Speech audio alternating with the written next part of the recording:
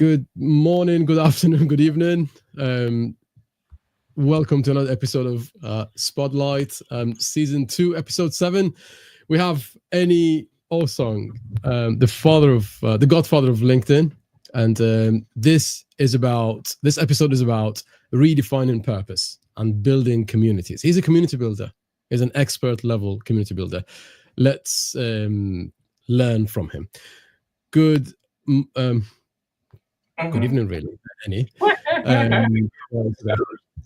So good evening, Cyrus. Good evening, Jasmine. Good evening. Good evening, my friend. Jasmine, good evening to you. How's it going? You okay? I'm good, thank you very much. Thank you. Excellent. You're both from England, and I'm in Manchester, England as well. So we can tell each other good evening. Yeah, England. Good evening. All from England in this episode, right? So it's good evening. So, there are plenty of people on Facebook, on LinkedIn, on YouTube. I just want to say good morning, good afternoon, good evening, everybody. You could spend your time anywhere, and you're spending it with us. I am grateful. Thank you so much for being a part of our community. Jasmine, tell us a little bit about yourself and how you got to know Eni. Can you please tell us a little bit about that as well? Okay. Yes, I'm Jasmine Afori. I'm the founder of Jude Digital, and what I do is I help coaches, consultants, and event hosts in staying visible online using social media. But how I got to know Eni was when I joined LinkedIn as a business owner, because I've always been on LinkedIn for a very long time, but I never took it seriously till I set up my business, Jew Digital, in 2022. And when I started making connections, I stumbled upon Eni. And when I did, we connected, and I believe we had a 30 minutes chat. And it was really nice. I got to know Eni, very friendly, very humble, open-minded. And then I heard about audio rooms. I was thinking, what is audio rooms? I mean, what is this buzz all about? So I decided, okay, I'll join and I'll find out what's going on. So obviously I did join, and I found it to be amazing. I found it to be fantastic, listening to different perspectives. And it was a level playing field because all you're listening to is the voice, people sharing their thoughts, sharing their opinions, sharing wisdom. And it opened up my mind to so many possibilities. I actually had an event on the 6th of December, and I mentioned him in the event because I talked about how to use LinkedIn audio rooms to build community. And I was telling, them how I connected to Dr. Patricia Rogers, because I actually joined one of Eni Osong's audio rooms, and I connected with her, and the rest is history. I'm now working with her, full time, where we've added so much value to each other. So if it hadn't been for the Godfather, I wouldn't have met Dr. Pat, and I wouldn't be where I am. So I appreciate you, Godfather Eni, and you're doing amazing. We appreciate you. Thank you. Of course, you humble me. Seriously, you really humble me. I never know I have to take such kind words, but all I can say is thank you. And it was a joy meeting you. Of course, it was a joy. And we've done well, right? Yes, we have. And we're friends many months on. I've seen you come on leaps and bounds. So, and I don't know. We both have, right? It's a joy to have a friend like you, Jasmine. It's a great. Thank you. Thank you so much. The first time I joined LinkedIn, I didn't see Eni Osong. Second time, I didn't see him. First month, second month, and where were you joining, man? Where were you joining? No, wait. And then I was like, okay, maybe I should start creating connections with people. Like maybe I should start approaching people, saying happy birthday, saying hi, saying how's it going, and then I started doing that, and then little by little I made friends with people, and people sent me links. When they send you a cheeky link through the through the messaging system, and then I was like, oh, there's someone talking about how to create communities, etc. The first the first session I attended was, I think there was you, there was Paulette Hallam, and it was someone else's audio room. I can't remember who that person was, but you and Paulette were in that meeting, and there was talks of Paulette publishing. I was like, okay, so is he community builder? Is he publisher? What does it do? What does it do? So what is it about? Then I learned that you are a publisher, and you help people get published, basically. And you were telling people, I'm going to help you get the bestseller ranking. I was like, hang on a minute, you can do that? You can get people to that ranking? Yeah, guaranteed. I was like, oh, okay. So I want that. I want to achieve that. Getting the bestseller? Are you joking? Is that serious? And then I realized that, then I went to Paulette Hallam's launch night, and I was the first person who bought her book, Jack and Walter, and to this day, that was one of the best launch sessions that I've ever been to, and it was an audio one, and things have changed since then, and it was somewhere in the current year, if I'm not mistaken, because I joined LinkedIn in a serious way and in an active way last December, so it's nearly a year now, and that was one of the best decisions I ever made, and it changed my life, and I'm so happy about it. And you are one of those important people that I've found on LinkedIn. And guys, if you just joined us, please remember that we are talking to the godfather of LinkedIn, and he has achieved a lot of success. And more important than that, he has helped many people achieve lots of success as well. So people are posting happy Saturday, everyone. Happy Saturday to you guys as well. So what's the story behind you joining LinkedIn? Take us back today. Goodness me. How long have we got? No, I'm joking. I can cut it short. You have 2 minutes, Annie. You have 2 minutes, my friend. I joined LinkedIn years, maybe just before I started my business. So that was 2015.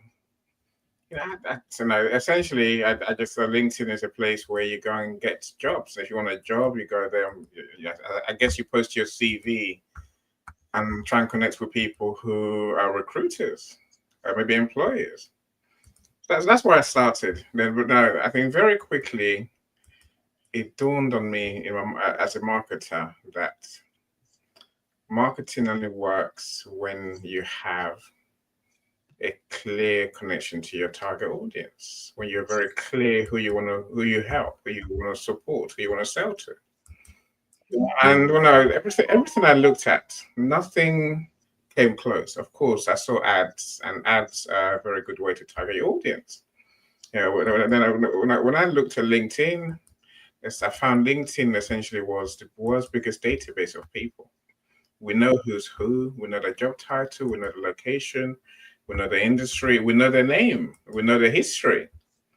So I figured, okay, let me see how this thing can work. Because if I can connect my clients to their target audience using LinkedIn's database, then how far can I get?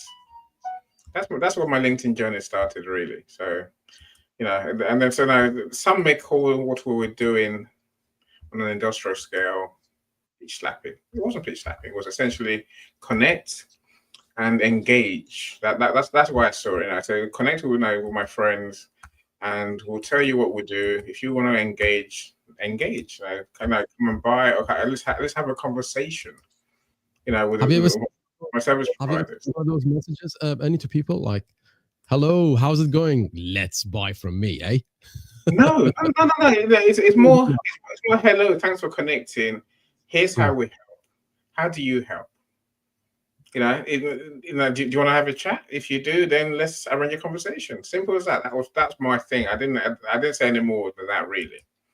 And in many sectors, that's sort of in the relationship building. That's where it starts. To be fair, right? And my passion was, and maybe still is a small guy who can't make the internet work. The builder, the plumber, electrician. They're the ones that excite me because I guess that's why I started my business, to make them famous, to make them rich, to make them get business. And you'd be amazed, Cyrus, where people don't know each other. And just because they don't know each other, they're not connected, they're not talking, nothing happens. The business stays small. You know, my best successes is connecting builders or trades with construction companies. Construction companies need trades all day, every day. I mean, I don't know where you saw the news today, Cyrus and Jasmine, where the government's saying they need 1.5 million. They need more people, more builders to achieve the building targets. The builders are there, but because the companies don't have a way to talk to the trades, they never get them. My mission was to change all that. Now, literally, and I found like, for a building company, for a builder, I can get 20 leads on LinkedIn easily. That's a month. Some people are getting 50 odd leads, and all they need is one job out of that, 2 jobs. They've made the money. And I was doing that on an industrial scale. And I had 35 clients, sending 1,200 connection requests a month. 1,200 connection requests a month, yeah. Essentially 300 a week per client. So that was a lot of DMs to follow up those who connected. That's where my bad habit, like I'm doing now, clicking and sending DMs, started, Cyrus. That's I got very good. Have you ever been shy?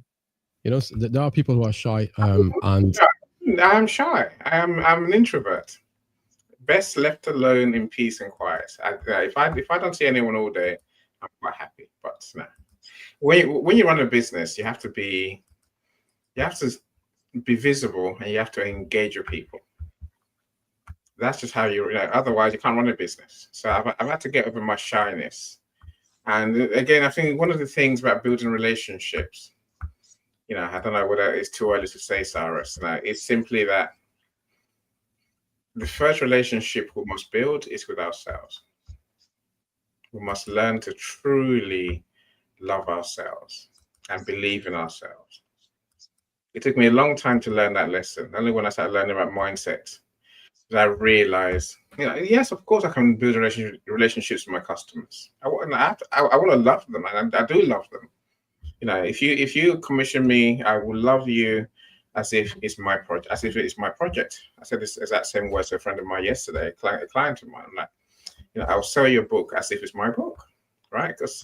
But then, you know, I think when I look at it, you know, I learned very quickly that I didn't know, we don't love ourselves enough. I didn't love myself enough. And when you don't love yourself enough, everything else feels odd. You know, you feel anxious, you feel fear, you have that negativity. What if they don't pay me? What if they don't like me? What if they don't buy my service? So I realized straight away, the first place to start is with myself. The big note on my wall that says, I love myself. I look at it every single when I talk to a new prospect or a client, I always look at that first, and I should remind myself, I love myself first. What does that mean? It means, my friends, it means I'm not going to be devaluing myself, number one. Now, if you hear me talking about money and why it's so important in business, it's based on that simple thing I see in front of me that says, I'm so special at what I do. If you don't see it, then I won't work with you. Sorry about that. I'm not really sorry. I'm just saying I'm not going to work with you, right? No, Ellie, you've built that initial. You've initiated the process. You said hi, how's it going, etc., etc. Yes.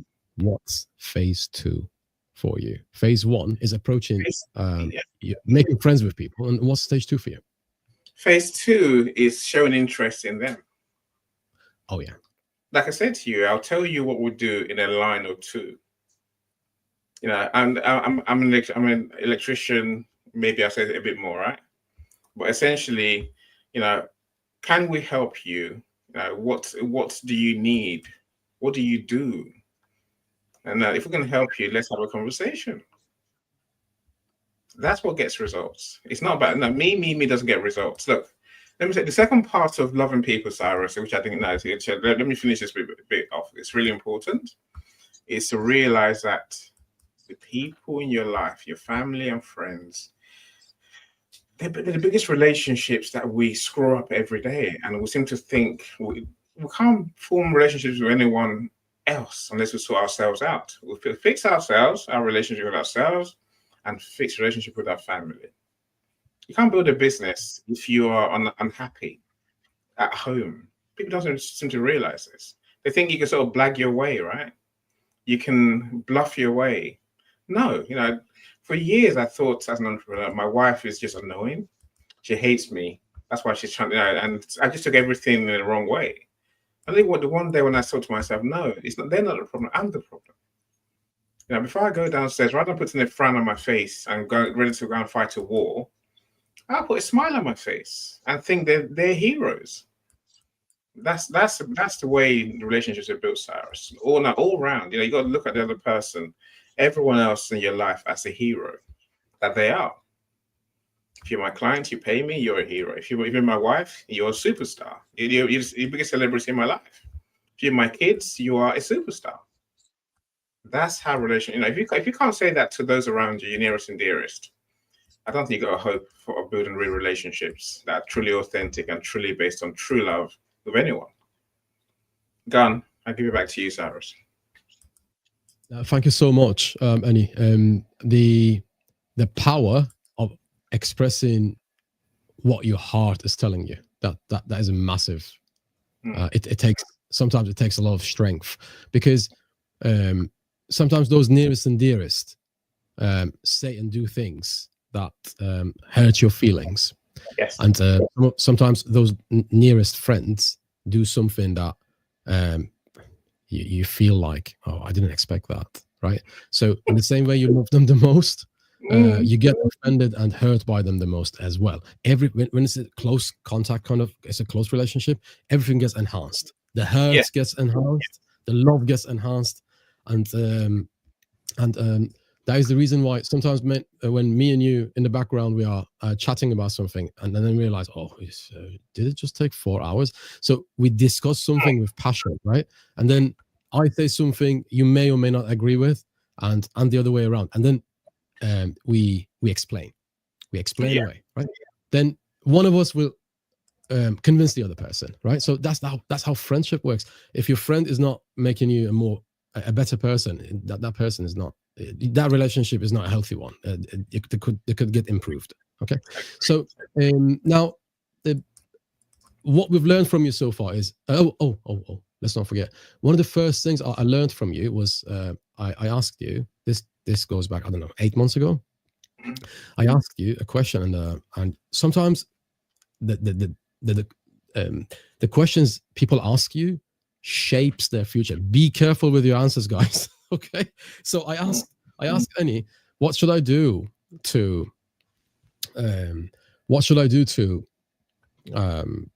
what's phase 2 for me? Okay, so I asked her that question on purpose. Phase 1, Annie said, yeah, go ahead and contact people and broaden your horizons, basically. I was like, okay, that's phase 2. So I did that for a few months, and then I came back to him and I said, Annie, I've got another question. What should I do? I've done that. What's next stage? And he said, make friends with them. Become their friend. How do you behave in natural environment, like outside LinkedIn? Just be that person. Just make friends, right? So I did that, and that change everything. Thank you. So now let's go to Jasmine. Jasmine, you're a social media specialist, and I guess you've learned lessons in the whole process. And yeah, granted, we are focusing on lessons we learned from COVID-19, but in terms of the lessons that you learned during COVID days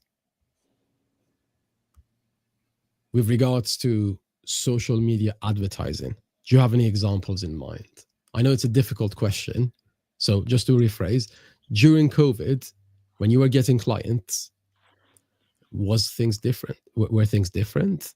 Or did in terms of relationship building, and creating connections, creating that linkage between your business and other people. Did you feel any difference? Did anything did things sound different back then? Did things hit differently back then? Did, because it was a sensitive time, so everybody was quite emotional. So the way that you approach your clients, you have to be a bit more sensitive and show more empathy. I think out of COVID came, the need to show empathy in all your dealings. So in the relationships, dealing with clients, and how you understand their perspectives and their needs. Empathy was key in how I dealt with the relationships with my clients anyway. Because if you don't show empathy, how can you understand them? And then how can you serve them? Absolutely. Yeah. Thank you. Annie, did you feel back then? Did you feel that people were kind of on edge? Because I felt that. Yeah, of course. People were on edge. Give me a second. I want to welcome Dr. Marcia, Dr. Islam, Professor Roxana, so of course, amazing Natalie, who manages our comment section, and Dr. Jerusha. Welcome, Dr. Jerusha. It's great to see you, of course. John, I see you. John H. Upchurch, I see you as well. And I've got my favorite friend on LinkedIn, Lisa's here as well. Look, I think in the COVID era, like I say, I think people were becoming more and more self-centered. And the quirks are that we knew what to do, right? We knew this about relationships, and we knew about mindset. We just didn't seem to want to apply what we knew. That's the biggest quirk for me. I knew many things, and I wasn't taught necessarily at the beginning of when I was younger about mindset. I wasn't taught about how to be a decent person, right? But I think deep down we knew. I was happy so, but I think COVID sort of made the need to impact the world more relevant and more in a hurry, right? And so that's what I learned. And I said, when I looked around me and I thought, you know what, I could just drop dead tomorrow. I could go in hospital tonight with COVID and be dead tomorrow. And I thought, 47 years of life, what have you achieved any? Who would care if you died tomorrow? I figured no one. My kids might care. My wife might be a bit. She might be. No, I'm not saying she would be. I'm saying she might care enough to be hurt, right? And that's when you sort of realize, damn, no, it's not I've wasted my life, but I've got to turn this. One, I got to survive. Two, I got to turn this around. I got to do whatever it takes to leave a legacy. I usually lives both ways. LEAVE, a legacy, but also LIVE, a legacy. Oh, yeah. Because there's no point in me dying and hoping and wondering what they're going to put on my gravestone. I got to live it now. That's when I started realizing, like I said, my family, I better patch up that relationship with them first of all, and then we'll go from there. People can't believe I'm an introvert. I really am. I'm so. Leave me in the corner. Christmas Day. If you come around my house, I'll be in a corner. I got my room, and everyone in my house has their own room, right? Their own sitting room. I'll be in mine, left alone, playing my game. That's me, right? So, Ife, welcome as well. Welcome. I'm so glad you're all here. Now it truly brightens my day to see you all. Yeah. Sorry, Cyrus. I'm going crashing your show. One of the no, that's fine. That's fine. One of the our participants in our show tonight is asking who is Natalie Thomas. Natalie Thomas. Yeah, you're right. Yeah. Let's talk about Natalie Thomas. Who's Natalie Thompson? Oh, yeah, that was the question. I was like, what?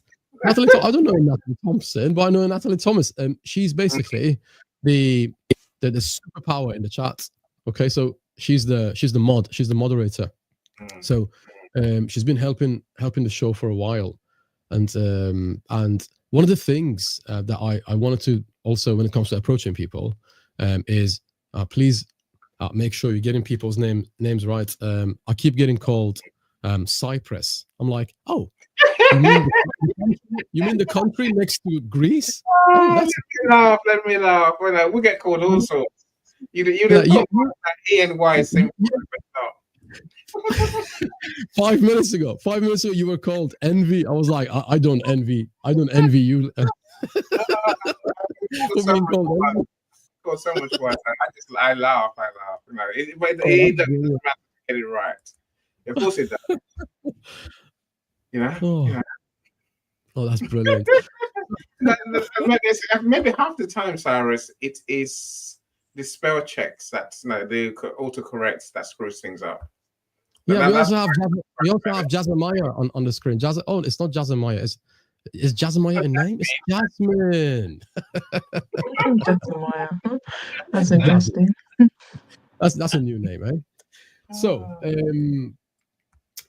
they are saying I'm not sure what the name of this user is. It says LinkedIn user. Sometimes LinkedIn proves its sense of humor there. It says LinkedIn user. I don't know why. Anyway, so back to Annie. That's probably Annie you're looking at. I can see on the LinkedIn.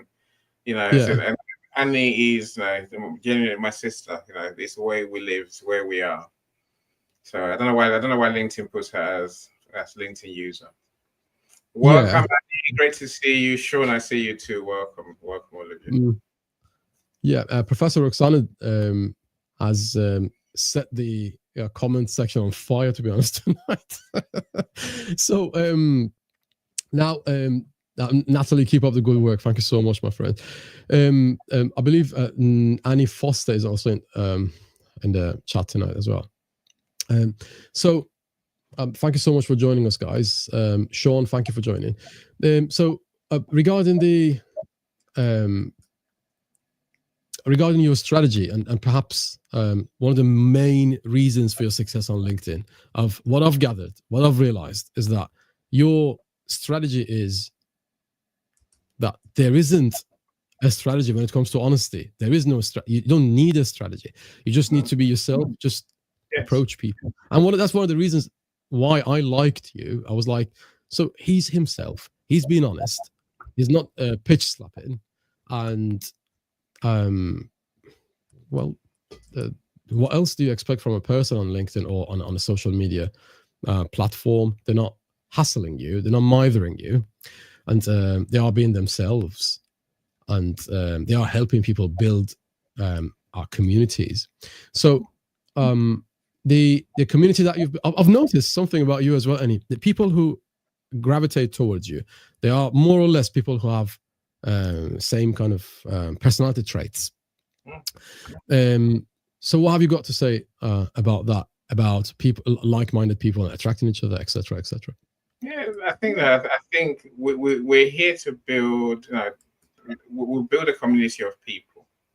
So of course, what I do, what I do with publishing books, for example. I do tell all my author friends, and I was saying this morning. I'm saying, right, get to know your connections. I've got this new client, call it that, right? Now he's getting 1.2 million views and impressions a month. I'm like, that's ridiculous. How many of those you actually? How many of those buy from you, my friend?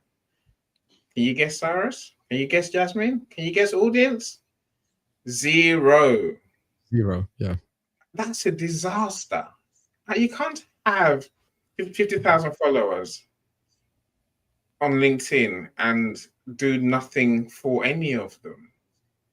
You see, then it comes down to the simple truth, Cyrus. He does not know any of them personally.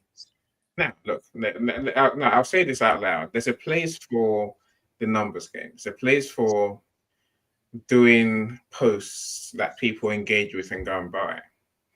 But 99% of service industries like us, like you, like me and Jasmine, people want to trust us before they go anywhere near buying, right? You have to get, and that means we have to get to know them. So my author friends get told quite straightforwardly, meet 4 or 5 people for a coffee chat, on a Zoom call or whatever, whichever platform of choice you want to use.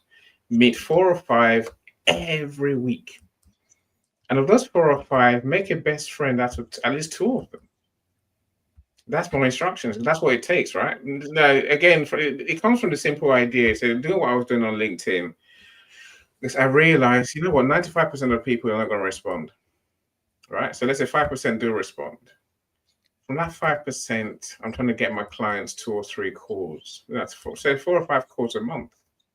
So if they sell to 2 of them, we're doing well. If they sell to 3 of them, we're doing even better, right? But now the rest of the 1,200 people that were connected, that would send connection requests to Cyrus, what's happened to them? They comprise 99% of people who were effectively burnt. Never to talk to us ever again. Never to do business with us, right? This was happening every month. That's when I realized, okay, it's not about burning people, burning your connections into never talking to you ever again, right? Mm-hmm. Let's try it the other way. Let's talk to everyone, make friends with everyone, and keep the 99% as a possibility. If not today, they want to buy, maybe tomorrow, maybe next month, maybe next year. But I don't mind losing 1% of people who will connect to say, I hate you, go away. Yeah, which you will get. You'll get that on social media. That's fine, right? That's life, right? So that's marketing for you. But if you can keep the other 99% engaged, one day they will come good for you. One day when they need you, they know where to go. Yeah. That's important for what we do. And that's why I've always seen it. You have to keep people close. And again, you go back to what I said earlier. If you truly like yourself, if you truly like the life you have, it means you're not chased by anything. You're not chased by the need for money. You're not chased by the need for friends. You're not chased by the need for anything, right? So you can be a genuinely nice person. Those are the people I attract, Cyrus, the ones who are genuinely nice. And they're lovely people. We want to be nice. We're nice. We don't need to cheat. We don't need to backstab other people. When some of my friends behave in ways I don't understand, I would just ask, what's happened to you? What are you doing? What's gone wrong? Because I'm truly surprised, humongously surprised, because I don't expect my friends to behave in ways that are greedy, short changing people, being forced. I expect them to be like the rest of us, be lovely people who truly love other people that we get to work with, and that's a blessing for all of us in business. Absolutely. The next point I want to bring to your attention is, and also Jasmine's attention is, I know people who, this is really ridiculous, okay? Say it. I know people who pay for likes and pay for followers. I had this conversation with my sister, and she wanted to pay $200 for this many followers. I know. That's exactly my reaction, right? And that's and I stopped her. I said to her, give me that $200, okay, and I will burn it for you. I have a lighter. There are more fun ways of burning through $200. Please, Elam, I'm your brother, and you trust me, don't you? Let me burn it for you. At least we will film it, and we will keep it as a happy memory. And she was like, "What part of it is a happy memory? You're gonna burn my money?" I was like, "You're gonna burn your money, right? You're gonna burn your money. You're gonna give it to someone."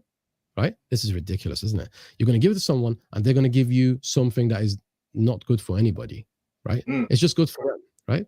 And there are a few things in business that grinds my gears. Okay, so that's one of them. And so now they've given you your actual likes, and your actual followers aren't going to do anything for you unless you create some kind of a connection, true connection with them, right? Genuine connections. And if there wasn't any genuine connections between me and you, so in the past year, only heaven knows how many hours we have spoken on the phone. And the same thing applicable to Jasmine, right? I don't talk to my family members as much as I talk to you two. And so the connections you create online are very important. Okay, so please, for the love of LinkedIn, don't pay for followers and don't pay for likes, because that's burning money. Okay, again, my suggestion is please pay me and any your money. We will burn it for you, and we will. I might actually get you some connections. If you pay me, I'll get you that money. I'm saying, you know, I'm sure Jasmine will agree. If you pay for connections, Cyrus, those connections never buy. How many of them are dead? How many of them don't exist? They never buy. They never engage. They never do anything apart from maybe automatically like, you know, because they're programmed to, like I said, bots programmed to like stuff. Yeah, they're not real. You know, look, I know there's frustration, Cyrus. I know. That's terrible, isn't it? Another thing in business that really grinds my gears, right? This one's also ridiculous, right? Now, we all know people who go to LinkedIn, go to Instagram, okay, and they this one's for Jasmine, right? They go to Instagram, they go to LinkedIn, they go to whatever platform they are on, right? They pay someone and create a logo. Then they feel like, oh, I know how to make my first million. I'm going to put that, I know, right? I'm going to put that logo on a baseball cap or on a shirt. And the only person who makes money out of that process is the person who prints it on your baseball cap for you and charges you for the baseball cap and for the ink they've used and for the printing service and for the postage, right? Then after a while, you feel frustrated, and then you realize, oh, I have been giving that hat and giving that baseball cap to my friends and family. How come I'm not making any progress? What is your message for them, Jasmine? Our message obviously is to build a community and a story behind the brand that you're trying to push. As you were speaking, I was just reflecting back on the first business I actually set up, home education shop, and that's exactly what I did. So I put branded stuff. I've done it. Listen, that's why I feel frustrated about it. I'm guilty of doing it, You're right? speaking to me. Yeah, I put branded stuff on there. Obviously, at the time, I hadn't built a strong community around the brand and a strong story behind it. So it didn't go as well as I anticipated. So yeah, build good connections, build community around it, and then you can, sell your stuff basically, because they have to know you, like, and trust you, isn't it? Absolutely. I know. A friend. I told her, listen, what's the point in just printing and printing and printing? Don't be a Cyrus, okay? I've made I've made that mistake in 2015, right? I've made that mistake. Please don't make the same mistakes I made, all right? And she was like, what do you mean? Maybe the font is not okay. I'm gonna change the font. She changed the font, right? So she changed the font. She came back to after a couple of months. So she was sulking and everything, and she was really, really upset with me, saying the font isn't the solution, and she was like, "Oh, what you said to me put me off doing business." I was like, Yeah. "Okay, did you come to business for me?" And she said, "No." I said, "Did you come to?"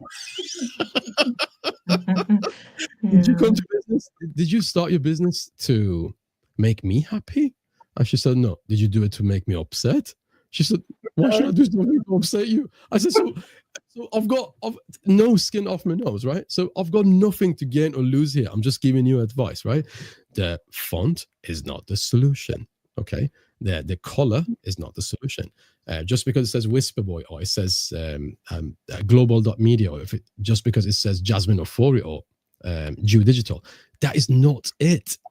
Okay, the main point is to create a connection.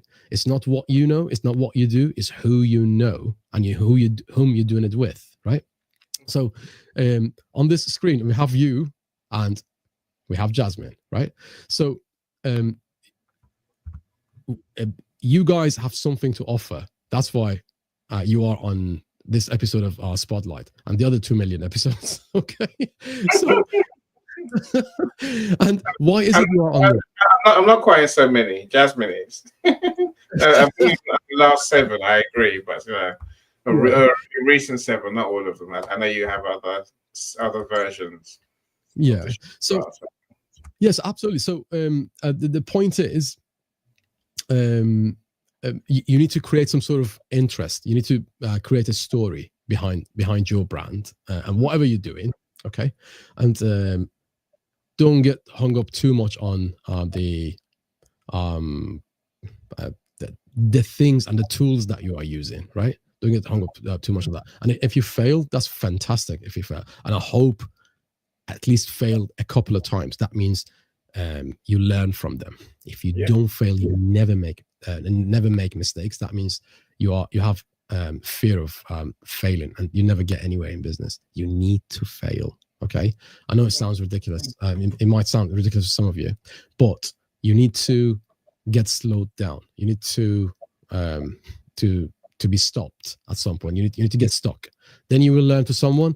That process of going from stuck to getting unstuck, that is the process of learning, and that is the reason why.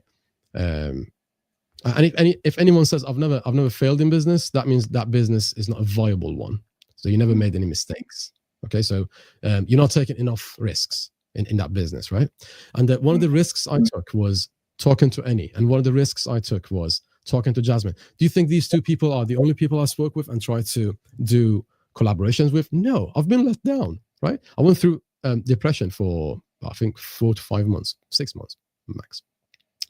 Then I came back again. Okay, so it hit me really hard. So yes, it's going to hit you hard sometimes. Okay, I made a mistake, and I let it get through to me. Okay, but then I learned this new quality that I've created in myself. I developed it, and it's called community building. I learned it from Annie, and that's the reason why he's on the show talking about it. He's the expert, basically, on this in this venture and this adventure. So yeah, granted, sometimes he disappears to get his biscuits or whatever. He's looking for No. So I just saw some amazing people are here. Paulette, if you don't know who Paulette is amazing author and probably LinkedIn's kindest person. So I'm glad you're here. Michelle, always great to see you as well. I don't know why we're not connected, Michelle, but thank you for joining us. Michelle just always leaves banging comments. That's why I called them. Who else do I see? Tracy is here as well. Yeah, as Michelle says, it makes no sense to pay for friends. Totally agree. Tolu, another amazing author that Cyrus. I'm saying, this genius is here, right? And so I'm lucky to say these people are many of them, all of them, they're my good friends. That's the joy of my life. Who's Tolu? Oh, Tolu, the author of Raging Waters. An amazing book that we just made. I don't know her. I don't know Tolu Ekwe. International best-selling author for her book Raging Waters that she wrote to her husband. Her book, I know you know Tolu, so it's fine. But Tolu is a legend, and actually a true legend. I am so proud of her. Amazing person. If you haven't seen her book, please connect with her and find out this book. That I guess it helps us. It helps us deal with the issues that lead to infidelity. And to me and Paulette's attitude is quite simply: if they cheat, cut it off, whatever it is, man or woman, cut the bits off, right? And Toulouse no, don't do that. Toulouse there's a reason why people cheat. Let's discover what those reasons are. Let's see the pitfalls, and then let's try and fix the problem to get a better relationship. And I think that's magical. That's truly magical. That's what the book's all about, right? I'm waiting for my copy, by the way. See, there's 2 times in my life, Cyrus, that gives me joy. The first one is when I get the first proof of my client's book, because I can see their ideas turn from an idea from a PDF into a real book. So so that gives me the enormous joy. The second time I see the book again after we do our marketing, publishing, and launching and all that is when I see my gold badge on the book, the bestseller badge. When the bestseller badge goes on, I can buy the print copy. But I'm waiting for Tolu's book to arrive here with a gold badge. I can't wait. Absolutely, absolutely. You know, what's really special about Tolu? First of all, please don't take my comments seriously. I do know Tolu, and Tolu is one of the best authors in the. She's laughing now. So, well, the marketer came out of me, and then that's the way of creating curiosity. So, speaking of Tolu, let me play something for you guys, and then I'm going to continue with that comment. This is about Tolu's book, and I wrote a song for her, and then I realized maybe that song is not enough. Let's create a music video for it as well, right? Let's have a look. Whisper Boy. When it feels like it's too late to save your ship, and all you feel is sheer panic, the sinking ship is your relationship, like you're the captain of the Titanic. When hurt, fear, and rage are all that you feel, and your broken heart cannot heal, when you can no longer fix it, and when the struggle feels too real, gift raging waters to your sons, gift this book to your daughters, teach them to save their marriage and life's bad times and raging waters. Help them navigate when the current is strong. Guide them back when it all feels wrong. Before hearts sink and their ship runs aground, let raging waters bring love back around. Let raging waters bring love back around.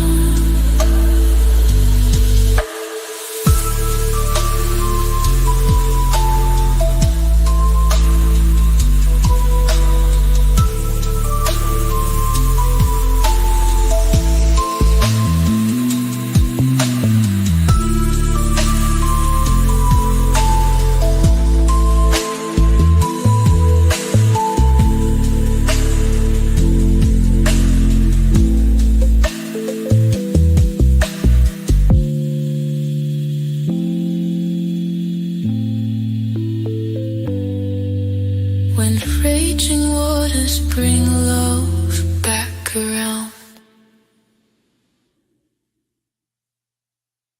Sorry, Cyrus. You don't get to speak first. That is amazing. I watched it earlier. That is remarkable, and Jasmine and I can imagine what it takes to get that right. I'm sure Jay can too, because Jay makes videos, right? But literally, to find the right videos for each segment, for each scene, that takes time. That's why I don't do videos. I can't be bothered. And I don't know. I think it's like a tech hit. It takes true love for the project. I know Tolu's beside herself with joy. Truly. Because you created genius and more than we imagined. When we create books, it's words on paper. Yes, we'll tell stories, but to actually dramatize, to see your story in the film, even if it's your version of the film, I'm saying that is remarkable.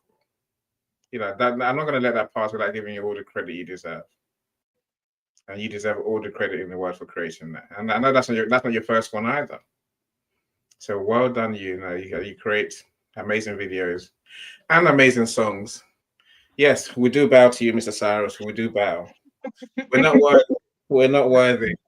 Yeah, that's what I wanted. You blush, my friend. You know, what truly. Yeah. Paulette says check your WhatsApp. Look, get some more of these messages on screen, please. Seriously, you know, everyone's making amazing comments. We need to see them more, you know, to see more of them. You know. So anyway, I've said my bit now. Jerusha, I couldn't agree with you more. I couldn't agree with you more, you know, really. You know, the beauty of this is that when we publish a book, when we relaunch a book, Jerusha, then Cyrus will have it on his radar to create music and maybe a film. Dr. Jerusha has an amazing book. I wish she was here to tell us all about it, but she's not here. You know, so of course, what I do, I will bring her to our community soon enough. We're making plans as we speak. So it will come. You're an effing genius. Is that you, Cyrus? There you go. It's true. You know, you are you are the effing genius, Cyrus. You are. You know, you are that person who does amazing things in our community. Go and speak, please. He's lost for words. Please as well. I am overwhelmed with. I am humbled. I'm absolutely humbled. Thank you so much, Annie. So, you know, Paulette Hallam, yeah. I came to his, as I said before, I came to his to her launch, right? Her launch was fantastic. I loved it. So I thought maybe I should create something for her book as well, because if a book impresses me, it inspires me to do something for it. Anything that I do is kind of inspired by feelings. I'm a very emotional person deep down. I am highly logical. My brain does work in a logical way. However, when it comes to helping the community, that's a good right? Yeah, I let the emotions take over, and your gut feeling never gets it wrong. And if you're in business and your gut tells you something, listen to it. Okay, so I am lucky like that. Okay, so women get it better because it's called female intuition. Okay, I inherited that from my mother, right? So and she always told me, and she always tells me that don't underestimate the power of intuition, right? The book that she created, because later on I found out some of it was inspired by her own life as well, right? This woman has gone through a lot of difficulty, and a lesser person would have turned into a terrible person, but she didn't. She turned a mess into a message, and that's what I love Paulette's work, and I love her. Everyone loves Paulette in this community. It happens to all of us. We feel like there's a mess in our head, in our life. Things are a mess. That's the best opportunity to turn that mess into a message, then publicize the message, right? Yeah. Let me play something of hers. Please go ahead. Can I get a quick second to do what I've been trying to do, but I get to do it here because you know it's you know it's all about Paulette and her book launch on Tuesday. That's Paulette's latest book, right? This is what we're launching. New School Niggles. This is my proof copy, which came in the post. I just opened it in front of all of you. It's an amazing book, really. It's a tremendous. Congratulations to Paulette. So, and you know, that goes with the other two that she's published this year. So there's didn't need to say Bantaless Breakfast. I want to get rid of my background so you can see it properly. So I'll put the background in again afterwards. You know, I think part of the relationship building, Cyrus, is about giving people the spotlight. Are you with me? You know, give us a grace. That's an amazing book. So the second one, that's again another amazing book, New House Nerves. The third one is about kids, who have fears about going to school, new school niggles. Next time you see that, it's going to have the gold badge for being a bestseller after our launch on Tuesday. The good thing, you can buy all of them as a set. Yeah, but everyone here, come to Paulette's book launch party on Tuesday at 3:30 UK time, so 4:30 WAT and all that. So do come now. Connect with Paulette as well. Go on, Cyrus. No, I can't sing Paulette's praises enough. I really can't. I'm sure no one can, right? Fantastic. She's fantastic, and she's a decent community builder as well, and a good business strategist. How much knowledge have you got about Paulette or Jasmine? From the little encounter I've had with her, she's a very open-minded person. Her personality is so warm. She's approachable, and she can talk to you, and she's down to earth. When you're talking to Paulette, it feels like you're talking to a friend. Yeah, that's what I feel like when I'm talking to Paulette. When you talk to her, you feel it's a first time, right?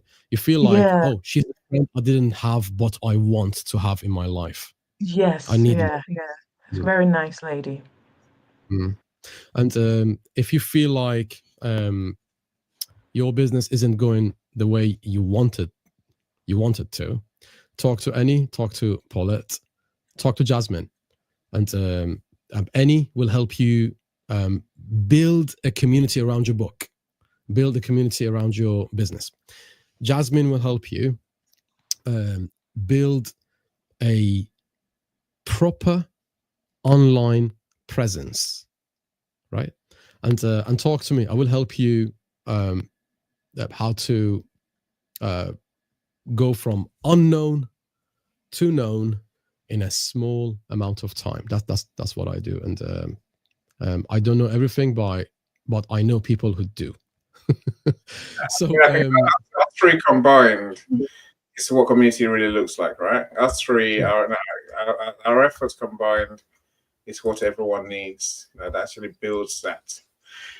People who know you, like you, and trust you. That's what it really means, And I still meet people who think that you connect with people, and you might say some good things about them online, but that's it. That's not how it works. Really, no.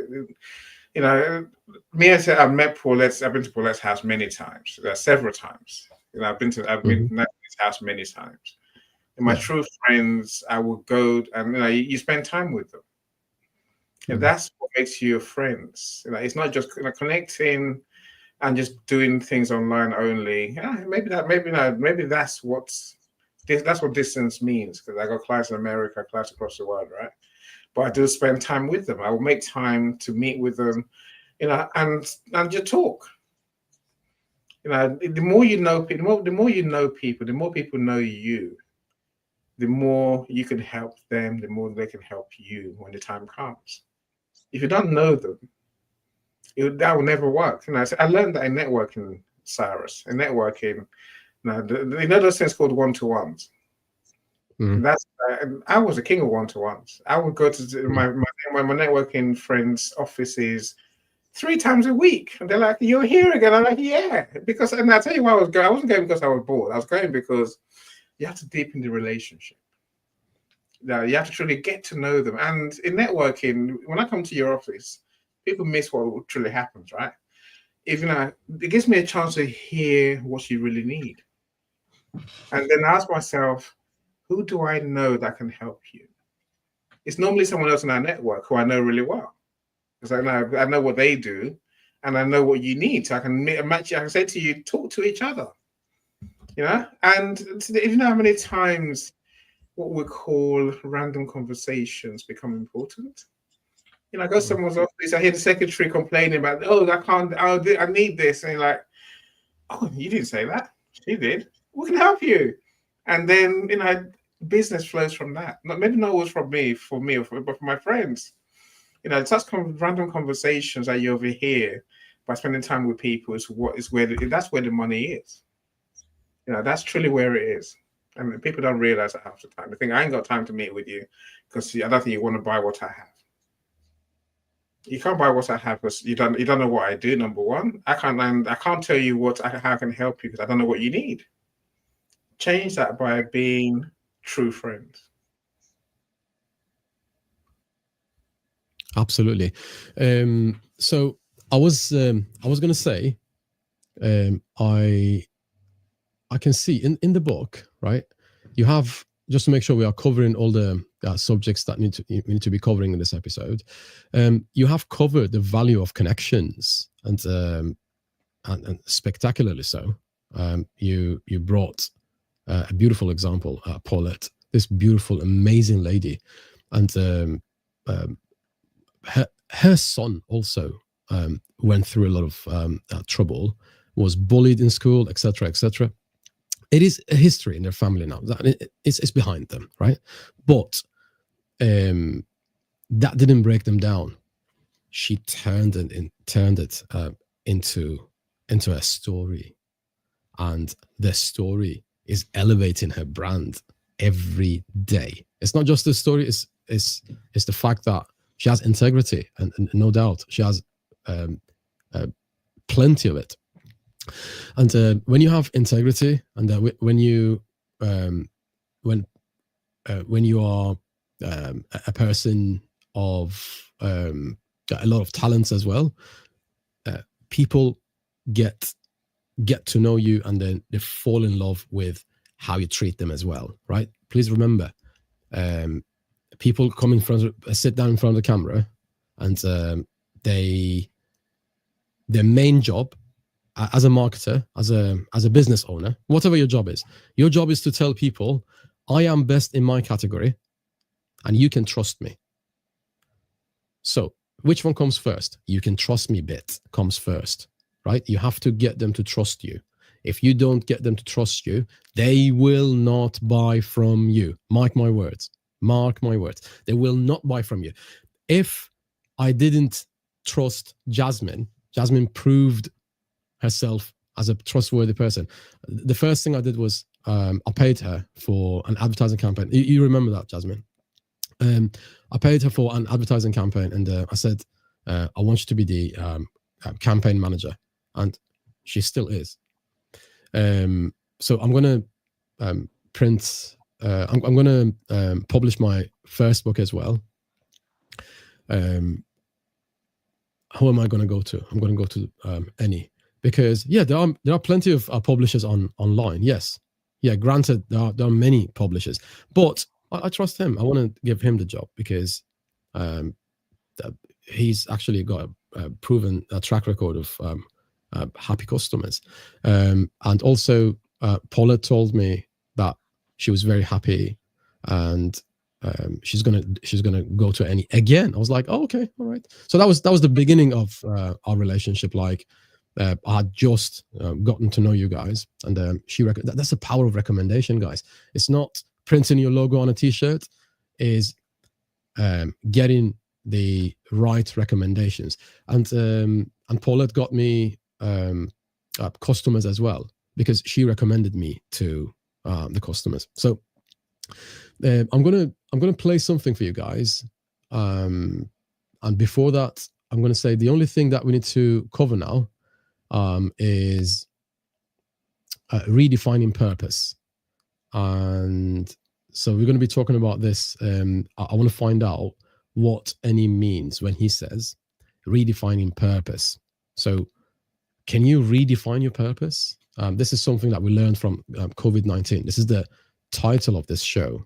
We are on SPODLIHT, and the book that we are advertising is Lessons We Learned from COVID-19. Have we held the book up today? I don't think we have. I think the book's really lonely. I got my proper copy now. Feel my gold Your badge book is never lonely. Your book is never lonely. As long as we are behind it, it's never lonely. All right, There's a community behind your book, mate. Yes. And the other 9 co-authors. No, thank you. Said, of course. Absolutely. Every chance you get, flash your books, my friend. If you're an author, don't be shy, right? Oh, speaking of the book.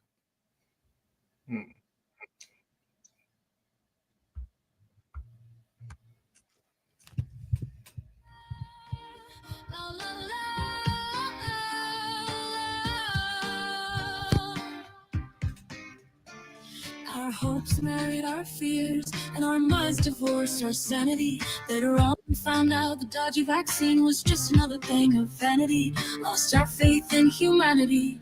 We struggled to get used to our tragic and new reality. The vaccine made some richer, made some sicker, but it didn't save humanity. Isolation and frustration felt by every nation. No one seemed to enjoy the circus of inoculation. Made in a lab in the 60s, but they called it a Chinese innovation. Winter of frustration felt by every sick nation. No chance of survival for some, no hope for salvation. The lessons we learned from COVID-19. Promises were broken, the virus was mean.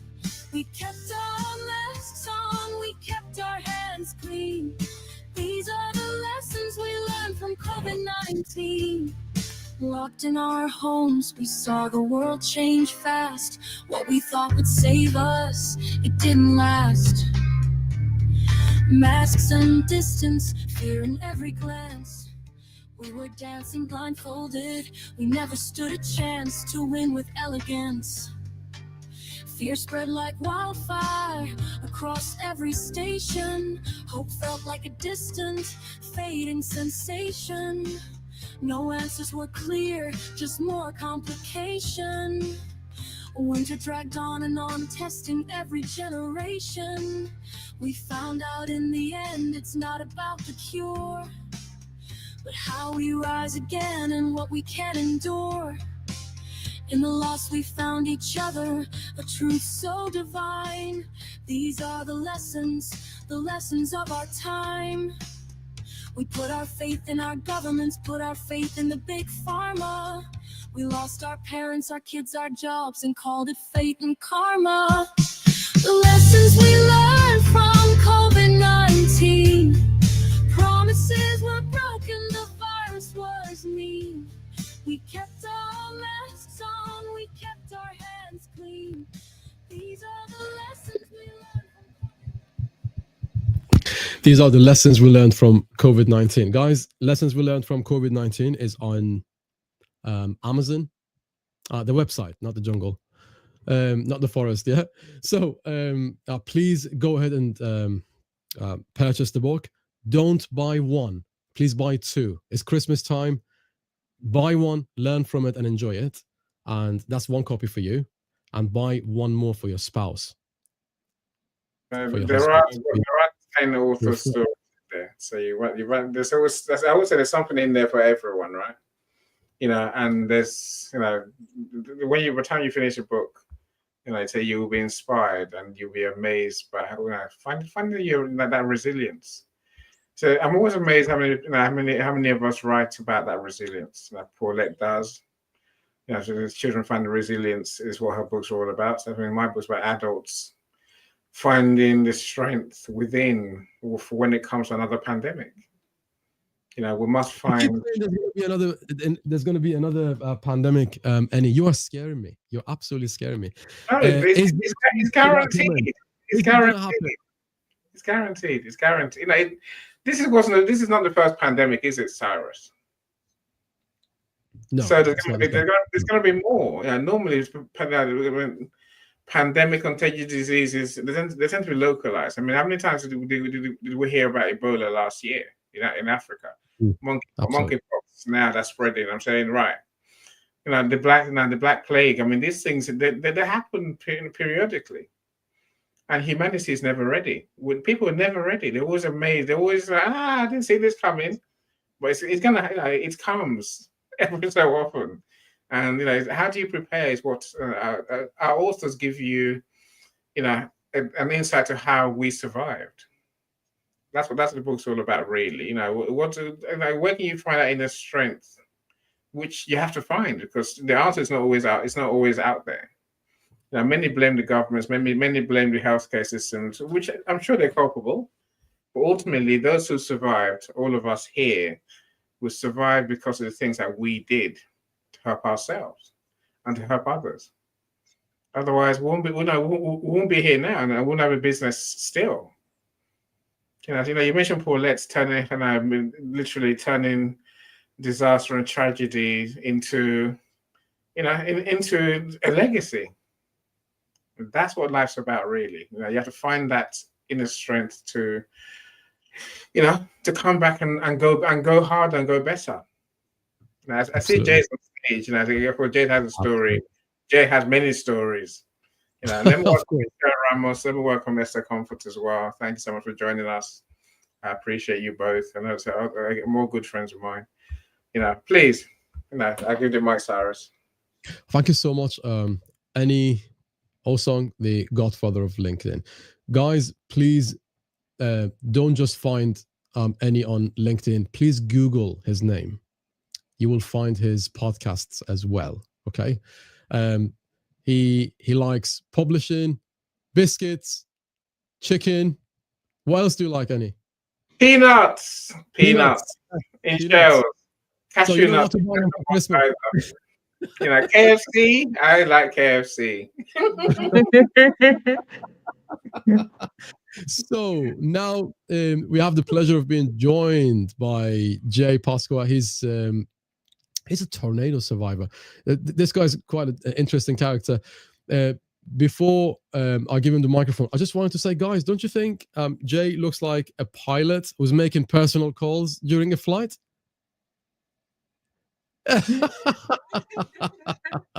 Ladies and gentlemen, I give you Jay Pasqua, the author of Rules of Engagement. Thank you so much for joining, Jay. How's it going, my friend? Hold on. He is a 5-time best-selling author now. Absolutely, yeah. For this book, go on, Jay, please.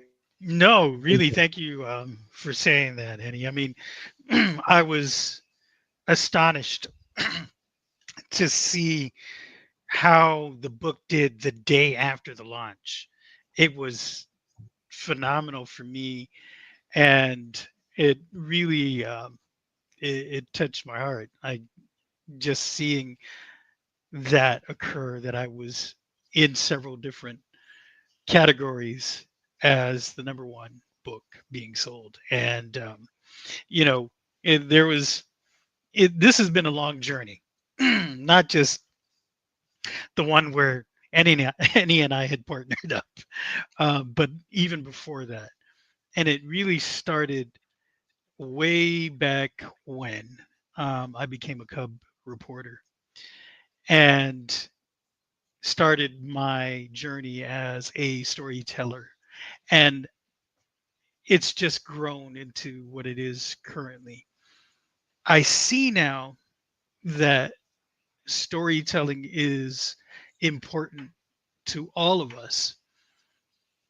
At every bit of any communication, there's a story. And so when you were talking earlier, Cyrus, I was just listening and I was like, we need to be able to communicate much more effectively with one another. We definitely are in the age of AI. We know this. And this, I think, is the most opportune time for all of us to understand how we could better tell our stories. And since I started doing my work on LinkedIn, I started to realize that the more we tell our stories, the more we're going to see the humanity in us, the similarities more so than the differences. And it was astonishing to me that this kept occurring. As long as we were transparent and authentic in what we were doing and sharing our stories, we were able to see those similarities. We all know strife, struggle, empathy, love, compassion, all of those things as human beings. But until we share our stories across the globe, we won't see those similarities. And I keep going back to this one little thing. I told a story about my grandmother and a subtle nuance of how she took her coffee. And so many people across the globe said they knew exactly what that was. You can see my granddaughter in the background here, but Camilla. Um, but so my grandmother took her coffee not with the powdered creamer, not with, you know, the creamer you get from the grocery store. She had carnation milk with her coffee, the canned carnation milk. And people in Africa were talking about, oh, I know that. I know carnation milk. See, now, people in England were talking about it. People in Canada were talking about it. I was like, that's just crazy. That subtle nuance, I thought, would only be something that people from Guam and the Mariana Islands would know about, people across the globe knew. And this is the power of storytelling. So I just appreciate that. What is going on? Look at that. Cyrus. So I'm a big foodie, by the way. You can tell by all the food things. You see, okay. Oh, back up, dude. I want to show you something. You said tornado. You introduced me as a tornado survivor. If you go back, you can actually, on my Instagram, there's an actual photo of the tornado that destroyed my home and nearly killed me and my family. That story on its own was terrifying. We were literally cleaning up our property, and one of our friends said, "Hey, I have a picture for you, but I don't know if you want to see it." And I said, "What do you mean? What kind of picture do you what kind of picture do you have?" Um, and and she said, "No, it's somebody during the tornadoes that hit the area stopped by the overpass near your house and took a photo of it as it was about ready to jump across the interstate." And there it is. Back up. Go back up a little bit. Up to the right hand side. There it is. That was the I don't it's a little pixelated, but that was the actual tornado as it just ripped apart my home. Wow. That and I said to my wife's friend at the time, look at that. It says, "This was the monster that changed my life 10 years ago. I learned that the monsters can be defeated by faith and DNA." And that's what I learned. That was the lesson. It was a hard lesson. It was a tough lesson. But at that very moment, it was destroying my home. And we were holed up in the hallway, my family and I. And it was terrifying. It was terrifying. But yeah, that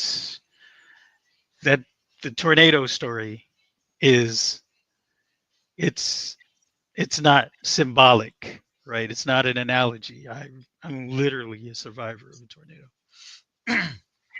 And COVID, I was still working with PTSD as a result of my trauma from the tornado.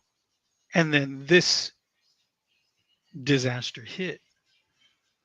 And so I just tried to take all the lessons I learned from that time and apply it.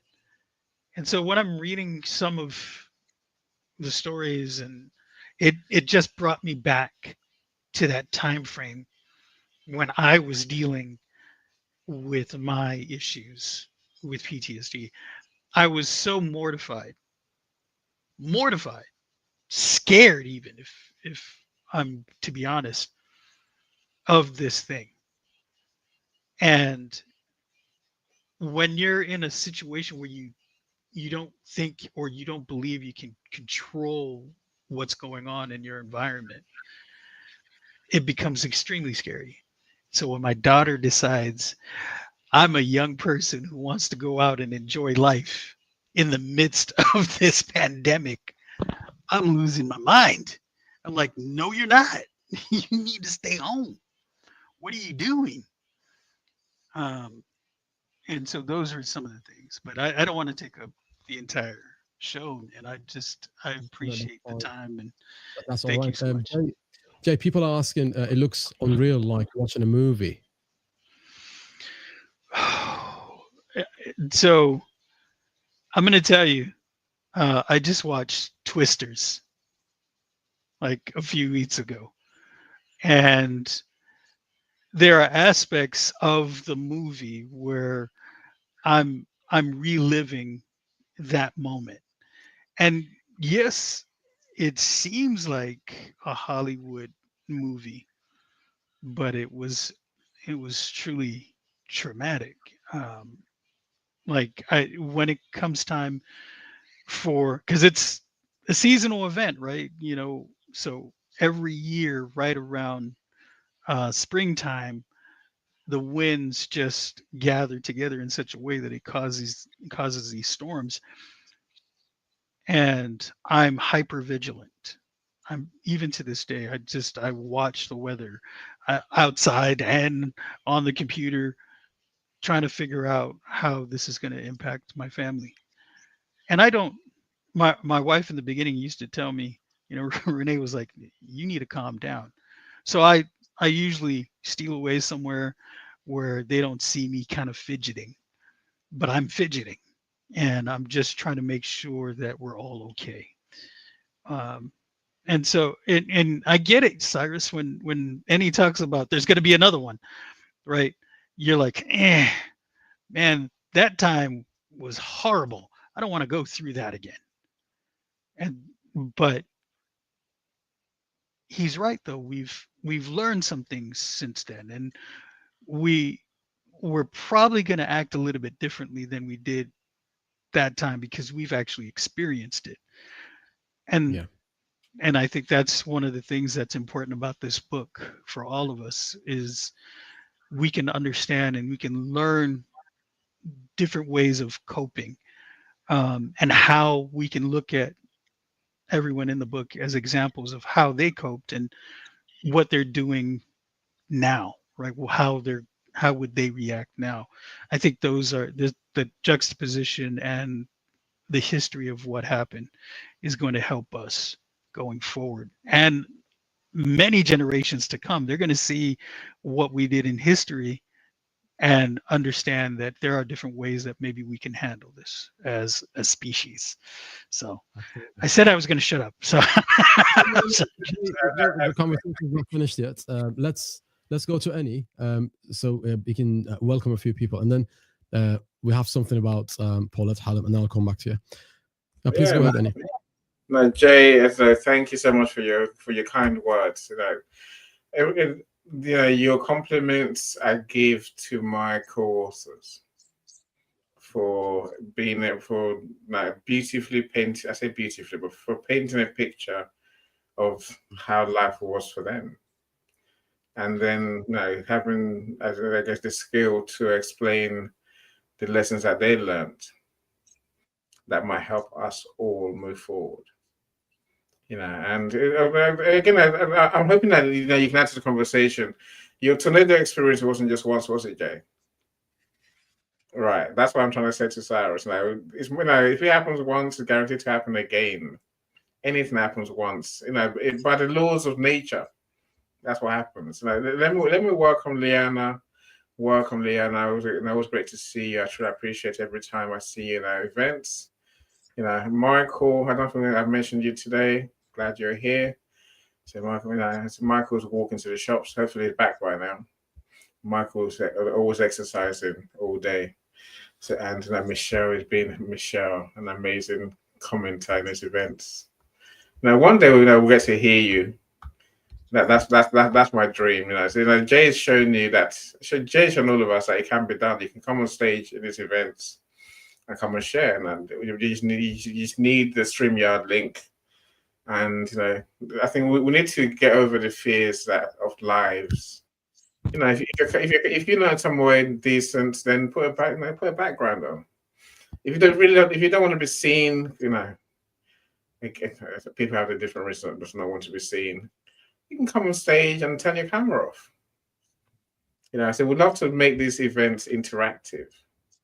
And Jay has just come from the audience to join us today, which is an amazing thing. You're giving me joy. Thank you so much. I absolutely love Jay. I'm Jay gonna. Jay was going to say something, I think. Right. I'm not even on my studio camera and computer. That's it behind me. So I'm actually on my laptop. That's why I got the headset on. I'm in pilot mode. But I just wanted to jump on and have a conversation. Absolutely. Yeah. So thank you. I'm going to read. Thank you so much, Jay. Please stay with us. I'm going to read something from Any All Songs chapter, Lessons We Learned from COVID-19. This bit is really interesting.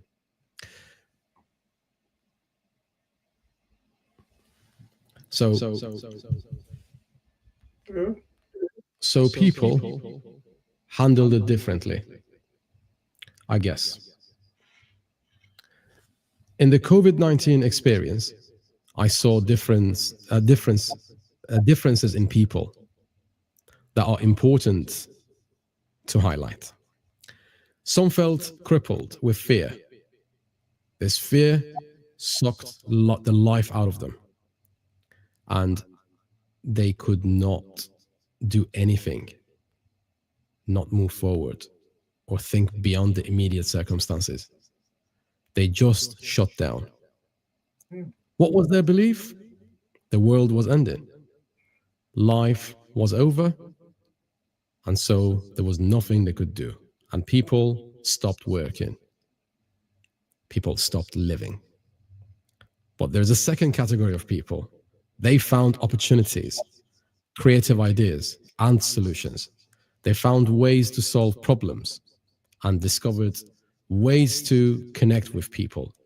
Software applications were developed that solved a lot of problems created by movement restrictions, and other people with a growth mindset found ways to use them to meet people from all over the world. I continued my online MBA in health management during this period. Many people found ways to... I'll let you read the rest yourself. So Lessons We Learned from COVID-19 is available on Amazon. I'm going to play something for you from Paulette Hallam, and then we'll go back to Jay. Please bear with me for a few moments, guys. My heart goes boom, boom, boom, boom. Can't catch no sleep in this dark room. There's a witch out there on a broom. Zoom, anxiety's high. It's dark, cold, doom and gloom. Scared to death with my mouth cutting dry. Demons on the ceiling making me wanna cry. Absolute nightmare, this ain't no dream. I want my mommy but too scared to scream. Hello, just a quick hello from me. Just really wanted to say a massive thank you to everybody for supporting me and Charlotte on this journey. And this is massive to us, and it means the world. And every single person who's pledged to come to the event, every person who's pledged to buy the book, every person who said, yeah, we get it, we understand, we're going to do it for you. Thank you. Thank you for the children. Thank you for believing in me and Charlotte, and thank you for understanding that the money is going to go and help the right people, and the books will help people so much, because anything that's scary to a grown-up is so scary to a child. You can multiply it by X 100, and that's how scary it is. So thank you. I think that's all I wanted to say. Just a quick listen. I really appreciate every one of you, and all of you that have helped me and supported me and been part of my journey. Thank you.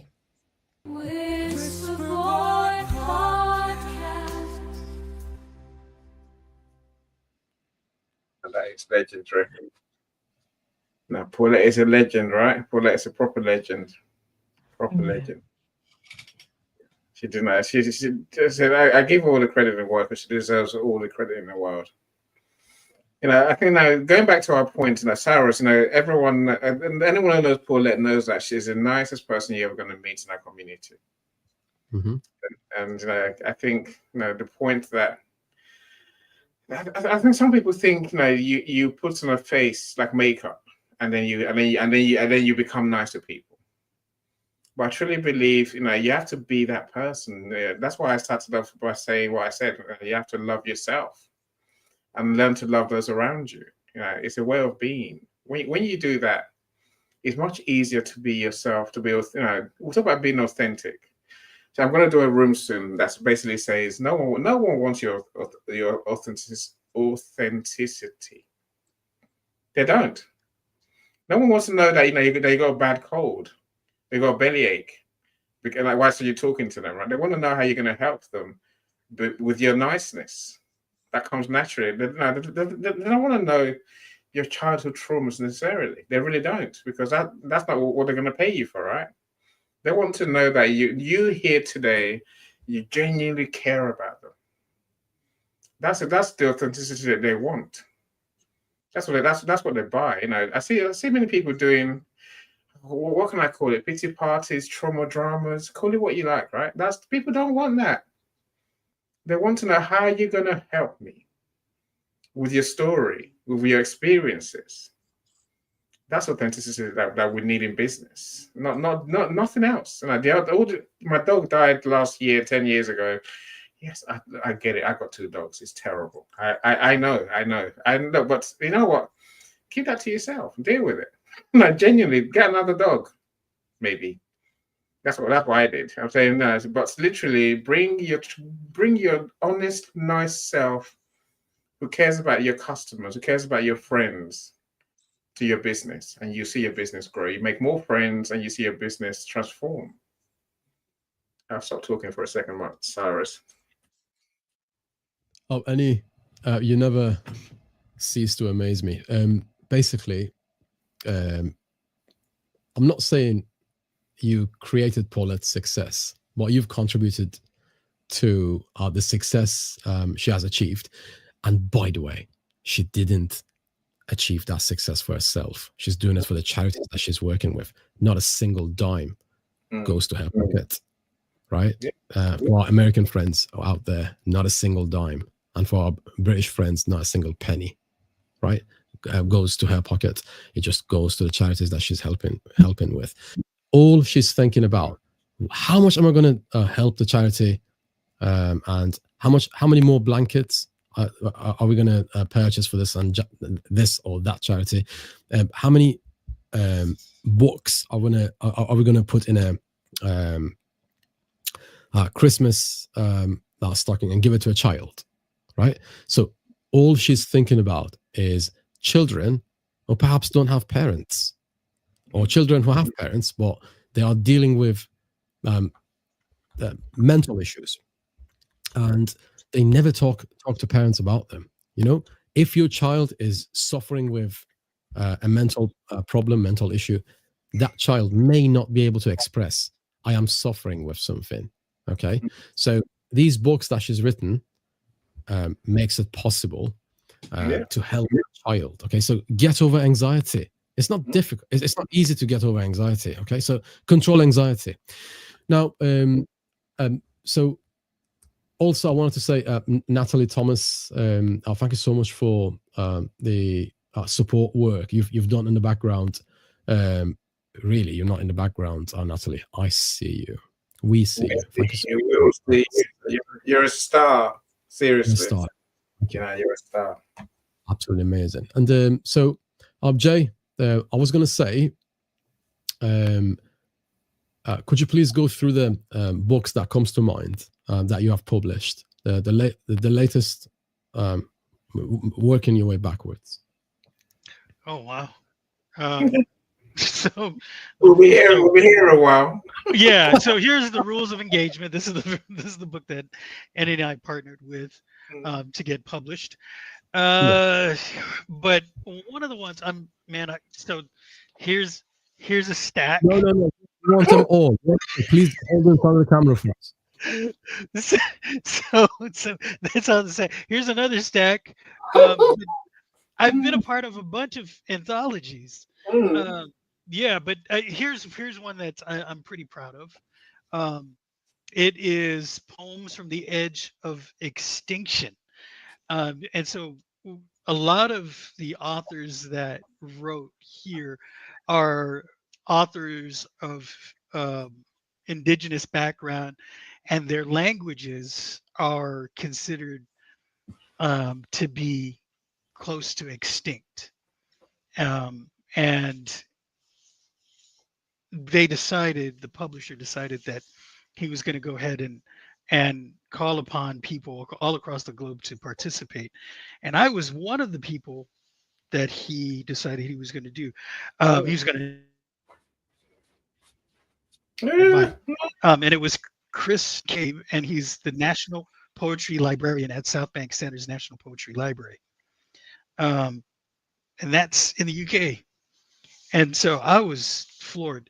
What happened later, though, I had no clue. Like I didn't even get like an invitation or anything. But apparently, we won an award by the Nautilus Group in 2020. It was a Golden Nautilus Award. I think it was in 2020, and I was like, "Are you kidding me?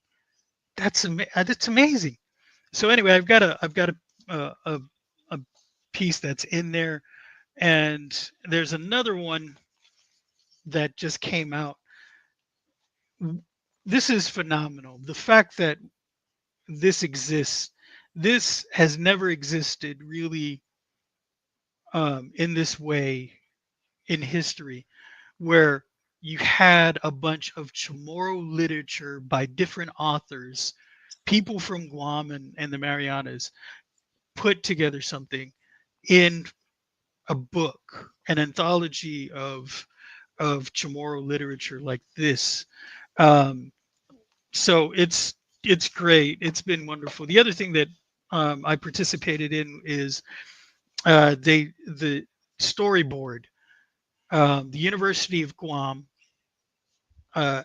asked for people to submit imagery and poetry and some short stories for a annual anthology called Storyboard. I was in number 11 and 12, and there's so many others. The other one, we all have different skill sets, and so if you can see, that right there is an illustration that I did. Pen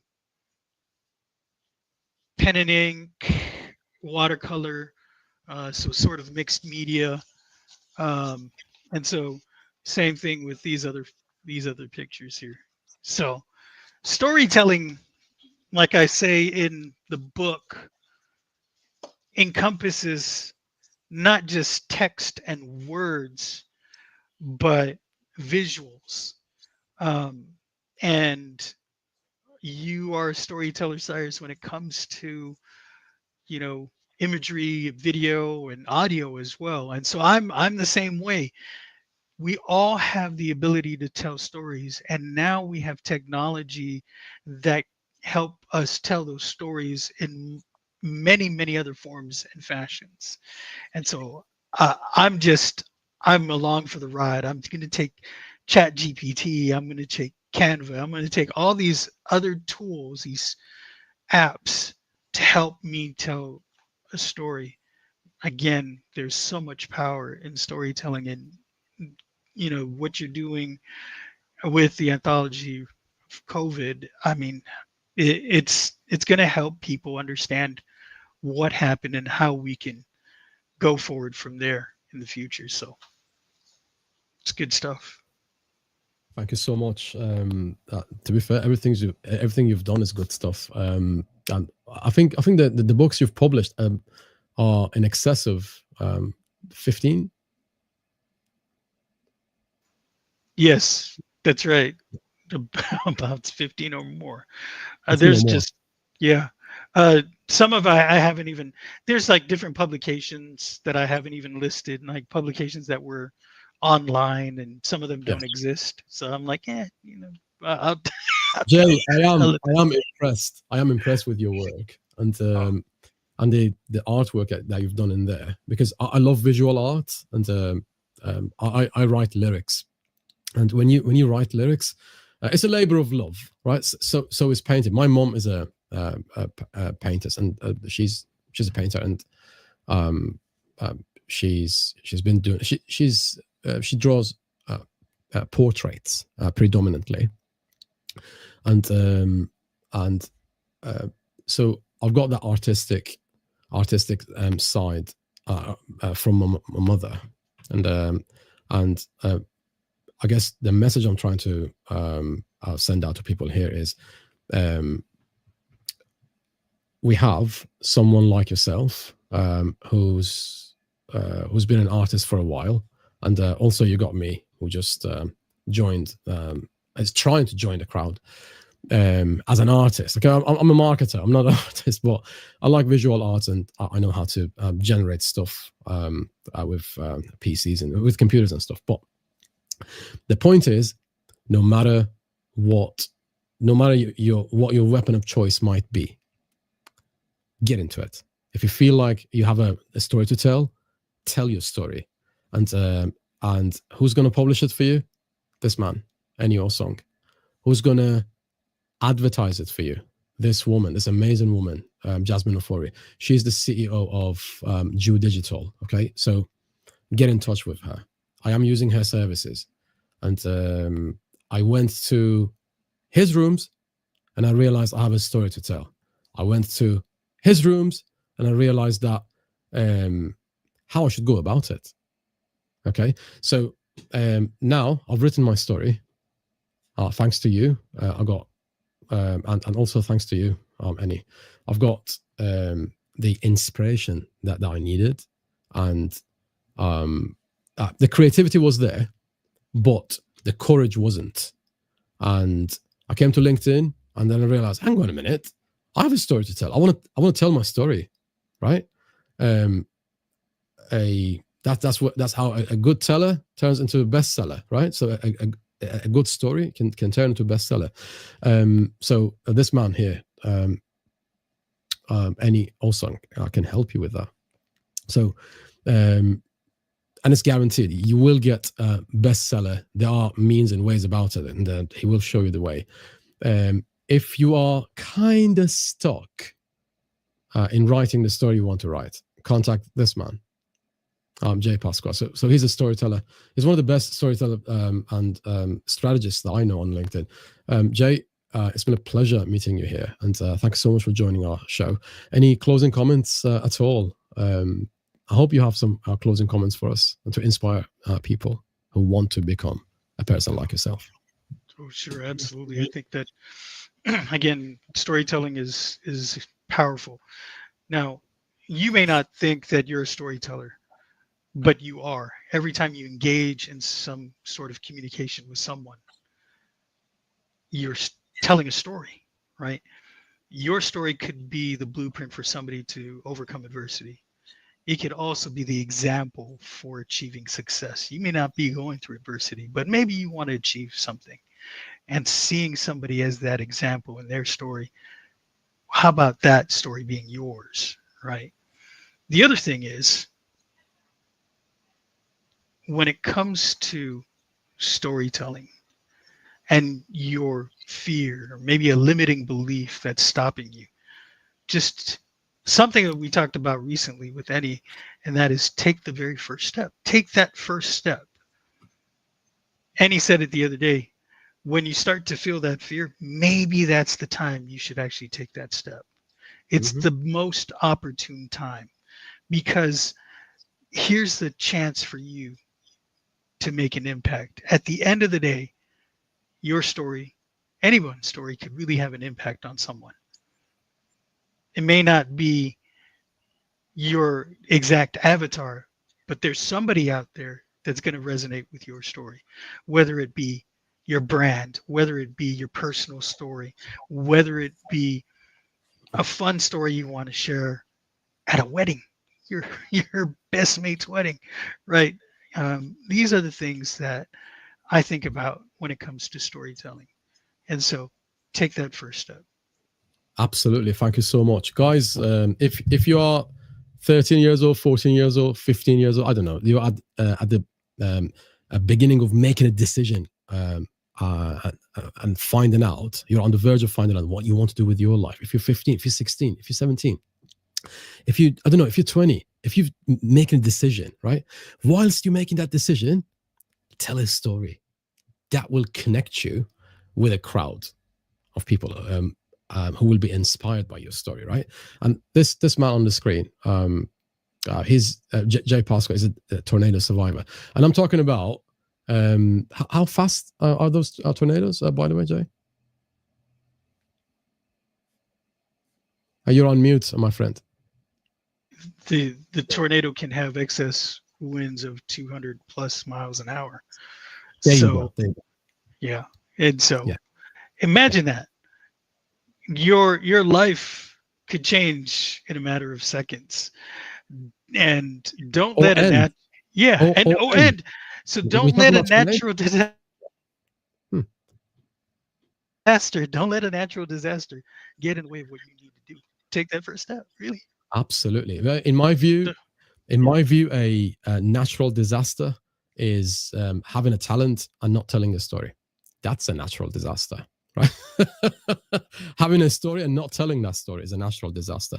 So yeah, I was saying, if you're making a decision as to what to do with your life, we're talking to a tornado survivor. Okay, I'm not talking about a little bit of wind, and sometimes the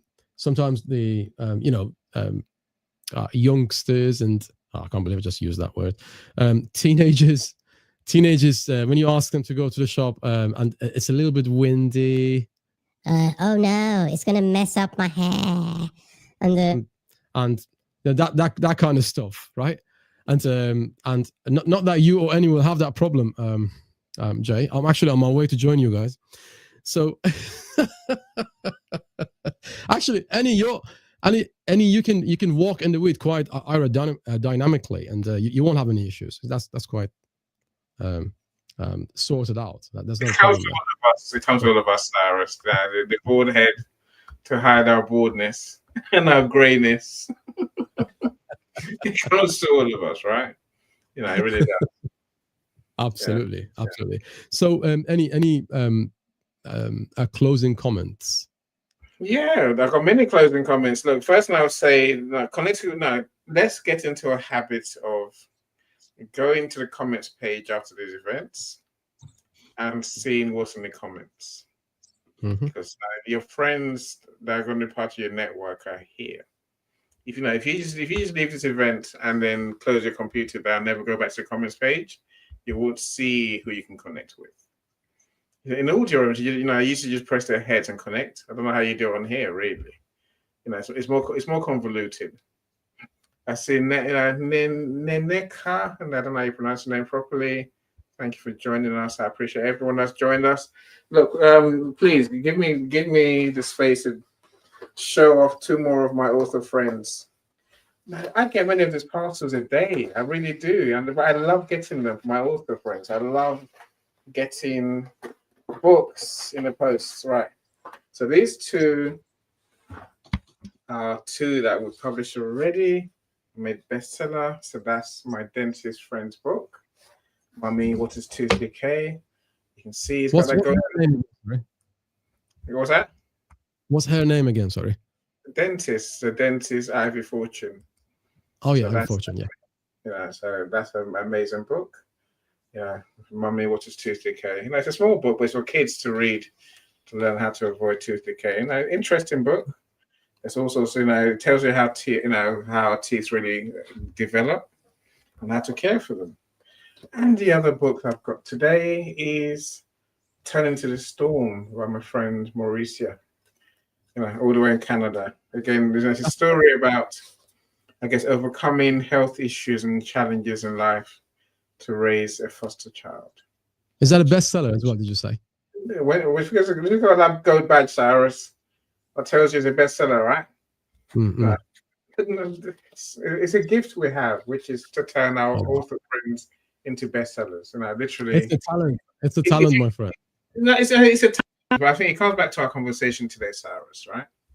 It comes back to everything we've talked about today: building relationships.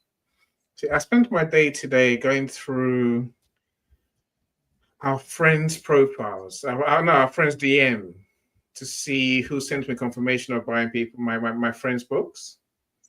Some people had to message and say, I don't see any confirmations on here. Have you ever bought a book? Right. I'm saying that's how people are, right? Whereas those who do buy books, those who do get bestsellers, you can ask Jay, you have to make friends, real friends, and the week before launch, I'm screaming in your ear, call your family and friends. Don't just sit there and wait. Message them, WhatsApp them, SMS them, call them, meet them, go around and tell them, I need your help to buy my book. Now, you have to build those relationships, Cyrus. Those who build relationships get bestseller much more easily. Those who don't do the work, they don't get bestsellers, Cyrus. So, some people hate me by the time launch day comes, but I don't really care. It's a result that I care about, right? The books being seen by more people and being read by more people. All the books are on Amazon, Jerusha. All the books are on Amazon, and I'll DM you later. That way, I'll share the links with you for sure. And I said, maybe last I'll say, Cyrus, is that a relationship is a two-way thing, right? It's not just about you buying my book or you buying Jay's book. Well, I just told you about me going through people's feeds or DMs to see who bought our books. To those who buy others, those who support others, get the support in return. That's how relationships work. It's a two-way, I give, you give, I take, you take, we both gain, right? You can't just be me giving and you taking. That's not a relationship. That's a customer relation. That's a transaction, right? Whereas a relationship means you give, I give, you take, I take.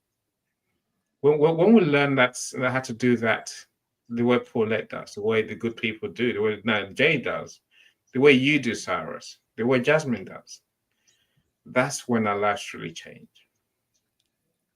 I'll stop talking now. Thank you for having me on your show, as always. It was this number 7. Yeah, we've done a lot, Cyrus, and thank you so much, truly. And I'll say finally that you are shown how to use this medium. The fact that you get to show and play your videos and play your songs. Hopefully, our friends in the audience are learning that there's so much you can do on here that you couldn't do with audio. Absolutely. We can be seen, we can show media, we'll bring people up on stage. But it's a better show than audio was, where you just listen to voice. Yeah, if you love audio, I get it. But this is such a show. I love it. I really. The only thing you can do almost anything on these video calls, and the only thing I couldn't do in tonight's show was showing people your hair, Annie, and so I don't know why. Annie, listen. You go ahead and get me the bestseller, right? And yes. I'll give you compliments for your hair every day of the year for 1 year. Do I want compliments for my hair? I don't think I do. But I guarantee, Cyrus, if we publish your book, you build the relationships that I've been talking about. And and we'll do what we set out to do. We'll get you. I guarantee you that your book will have a good bestseller on it. Oh, I'm willing to say those words, and everyone can know. My guarantee is quite simple. If I don't get bestseller the first time round, I will, at my cost and expense, do your bestseller again and again until I get bestseller. But I'll make an international bestseller first time around. Guaranteed. Absolutely. I'd love that. One of my dreams is to have a bestseller because I want to ask my daughter to have a look at the book. I haven't told her I've written the book. I want to achieve that, and then I put it on the palm of her hand and say, "This is what Daddy wrote. That is my dream." And I've actually dedicated the book to my daughter as well in the introduction. She doesn't know, but she will know soon, right? So everyone writes their story for a reason. That's my story, and that's to whom I have dedicated the book to. So the book is finished. I'm actually working on illustrations now, and it's a book about being responsible and being aware that everything that we are doing has a consequence, and being nice to people and being aware of the consequences of our own actions. Every decision we make is going to have a ripple effect on the rest of our life and many other people's lives, right? So please, guys, be careful with your decision making. And I'm going to close on this. Some people might come to a network that you don't like them really much. Okay, you might go as far as say, "Oh, I hate that person's mannerism," or "I don't like what they did." Please always remember, every person has a story. Please do not deprive yourself from that person's story by hating them, because when you hate it, the window closes. Okay, mind is like a parachute. It only works when it's open, right? Keep your mind open. And remember, every person has a story. When they share their story with you, that means they love you, they respect you, okay? Don't hate them. Respect them. And my granddad always told me, if you hate someone, that means you don't know enough about them. Do some background search. Don't do some background check. Get to know them a little bit. Perhaps the problem lies with you. Maybe they misrepresented themselves, because sometimes people are their own worst enemy. Sometimes they just misrepresent themselves, right? So it would be a good idea to get to know people. When you get to know people, there are many people who are not really in love with a partner when they start the relationship, but after a while, once they get to know them, my oh my, they fall in love with their personality, right? And there's no separation after that. And speaking of keeping a relationship, I'm going to play the video we created for our friend Tolu. And before that, Jasmine, any closing comments? And Jasmine, by the way, you have become so much more popular in this show, and you have made the show more popular yourself as well.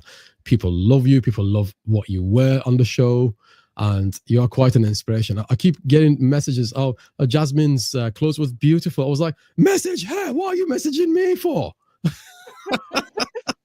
Give her.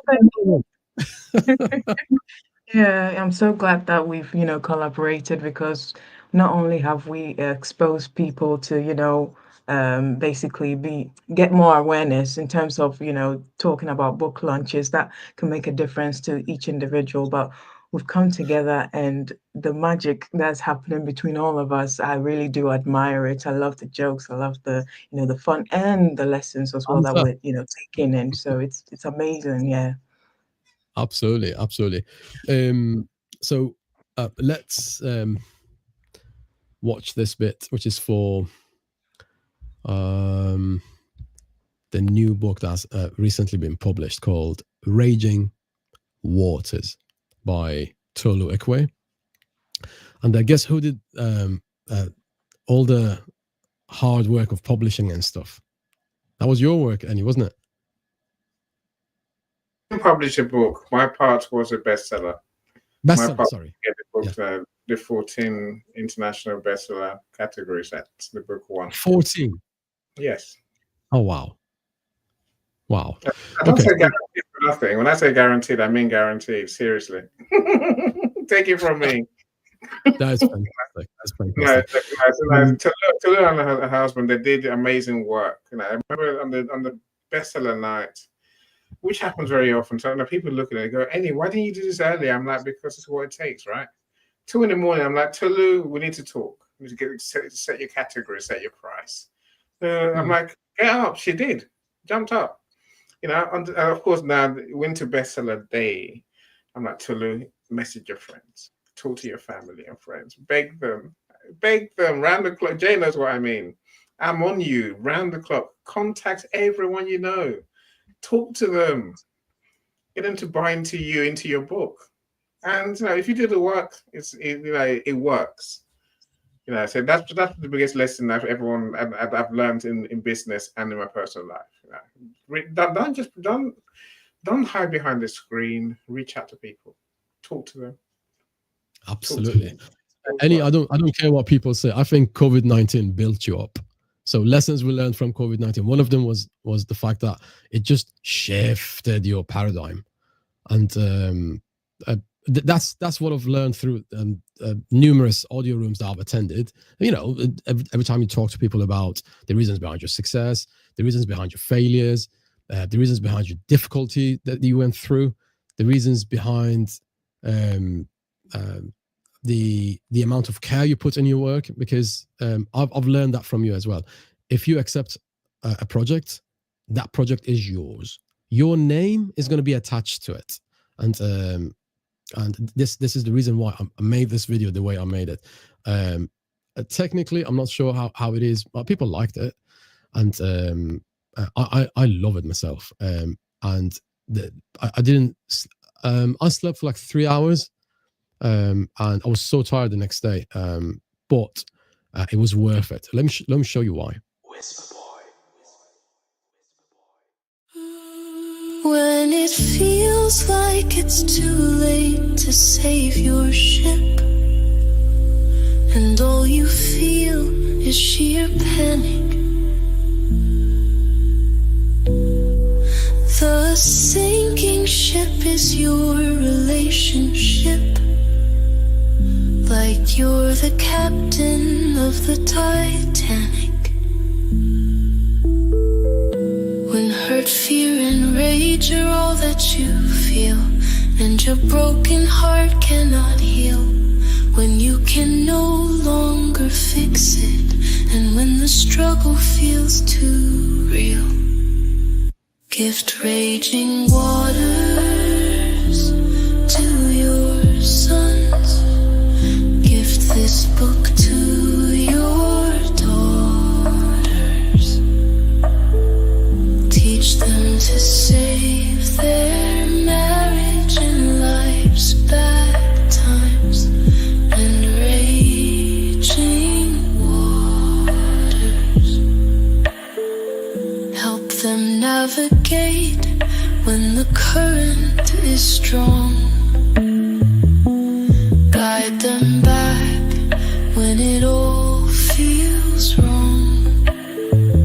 Before hearts sink and their ship runs aground. Let raging waters bring love back around. Let raging waters bring love back around.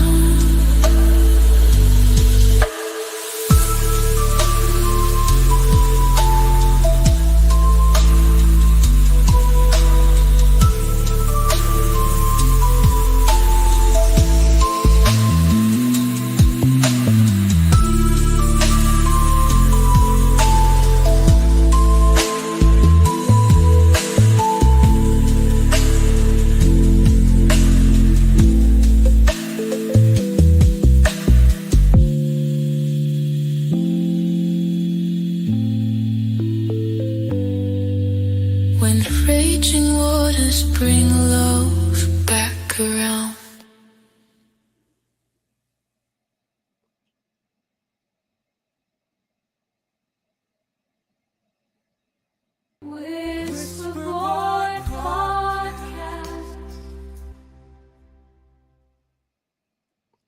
thank you so much for watching. Any? You're on mute, Any, I think. So thank you, Banga, for joining us. So whether you join us beginning, middle, or end of our shows, I appreciate you the same way because you spend your time with us. I know Banga had to struggle with finding that suddenly audio became lives. So let's talk, Banga. Let's now you've seen the lives. She has a career counseling service. So now you've seen the lives. Let's talk. Let's get your shows back on. So you can help more people. Yeah. So lots of people want to buy your songs, my friend. Yeah. And Jade, says contact her about her. Yeah, book. sure. We can help them with that. So I'm just waiting for the copyright issues and making sure everything is right before I post this song on Spotify with the rest of the stuff that we've got on there. So hold on. Esther Comfort says she's got some songs that she wrote. So now this becomes something much bigger than you think, right? You know, that's how things happen. You know, literally you start something and it grows, but it becomes your service. It becomes more of your service than you probably ever set your mind on. I went to my friend and said a few months ago, I said, hi Sean, I'm here to pitch you a new idea. And he was like, what is the new idea? And he said, I said, I'm going to create songs for books. And he just had a good listen to what I was saying. And I explained that this is what I'm going to do. That's what I'm going to do. He had a look at me and he's such a loving person. He had a long look at me and said, "You're an idiot." And I was like, okay, yeah, I might be, but I've learned from Ennio Osong and many other experts in the area of marketing, blue ocean thinking. Just imagine you're on a boat and as far as you can see, there's nobody else. There's unlimited ocean, blue ocean. There's no other boats and you can fish all the fish that you want. Nobody's hassling you. So that is an area. So please do this test. Go to your friends. If they tell you you're an idiot, that's the best test. Okay. So if they tell you, oh yeah, everyone's doing that. No. That is not a genuinely genius idea. A genius idea is an idea that helps people. Then people will come to you. You don't have to chase them, right? That is when love chases you. Don't chase love. Okay. So that was my message to you guys. So anyway, I love you, and I'm gonna have to love you and leave you guys. Spotlight season 2, episode 7 has come to an end. Thanks for spending your valuable time with me. As I always say, you could spend your time anywhere, guys, and you spent it with us. Thank you, Jasmine. Thank you so much, Eni. Thank you so much, and Jay. Thank you so much for joining us. I like your teaching method. You teach people stuff without them feeling that you are teaching them stuff. You are fantastic, Jay. So thank you so much for joining us, guys, and I wish you a lovely morning, afternoon, or evening. Thank you, Cyrus. Thank you, Cyrus. My pleasure. Thank you. Guys, please go ahead and say goodbye to our viewers and listeners. Say bye, everyone. Michelle, you're a star. Bye. Michelle, you're a star. Bye, guys. So much. Bye, everyone. Guys, please don't forget, lessons we learned from COVID-19 is on Amazon. And please buy 2 copies. It's before Christmas. One for yourself, one for your spouse, for your husband, for your wife, for somebody you like, for somebody you may not like, but that's a good reason to start, to get them to like you, right? Give them a gift. Thank you so much, guys. I'll take care.